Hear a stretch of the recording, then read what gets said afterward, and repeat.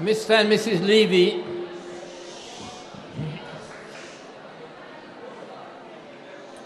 Reb Moshe Baracheli, Rabbi Rottenberg, distinguished guests, Morai Barabotai.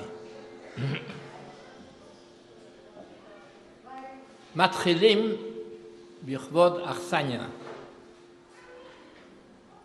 The aksanya of this place is Moshe and Racheli Scheinfeld, who have dedicated 6 years of their life already to go away from the comfort of Eretz Israel and come to Kobna to build up this Moadon. I just want you to know numbers. We opened it on Rosh Hashanah 2010, and we seated 50 students, Bakol Mikol Kol. Rosh Hashanah 2018, last year, we seated 250.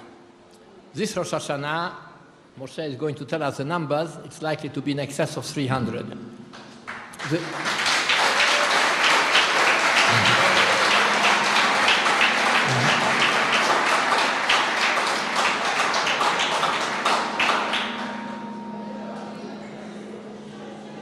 I hope it will continue to fulfill its role as a home away from home for all Israeli Jewish students studying in Kovna. Morai Rabotai, today we danced at a happy occasion on a Hachnasat Sefer Torah. I would like to tell you the story, a much more sad story of another Sefer Torah, which he told to us in the Gemara, Mesechet Avodah Zarah. It discusses the story of one of the Asara Harugei Malchut, one of the 10 martyrs who were martyred by the Romans 2,000 years ago for nothing other than being Jewish and studying Torah and being Marbis Torah.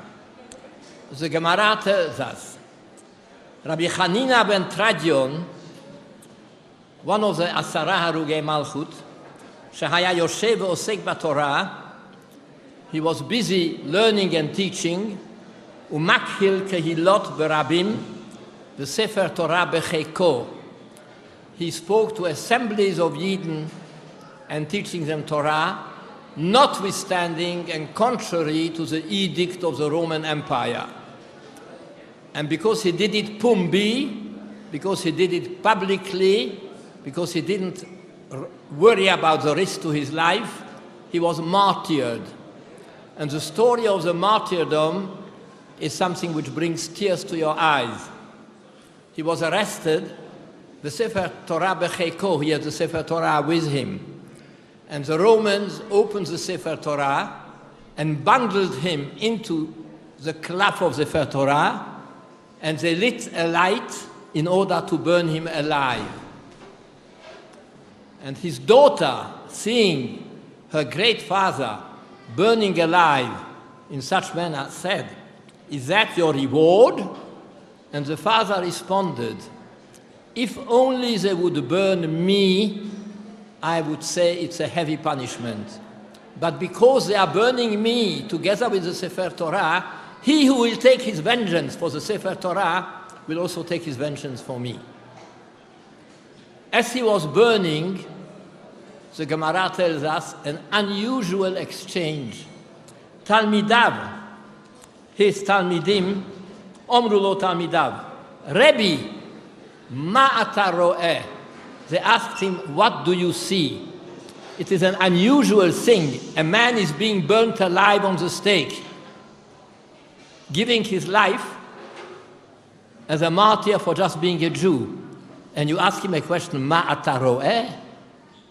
So the Tosafot explains that they heard noises, but they couldn't see anything. So they wanted to ask, perhaps you, who are sacrificing your life, perhaps you see what we don't see. Ma ata ro'eh?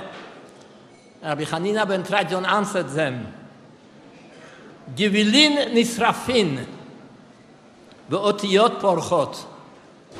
The parchment is burning. The parchment is being destroyed. But the אותיות HaTorah are porchot. They continue to exist in the universe. You cannot burn the letters of a Torah. I believe, and I put it to you, that with the writing of every Sefer Torah, we are renewing and giving life again to the otiyot sheparchu from the hundreds of Sifrei Torah which were burnt during the years of Jewish oppression.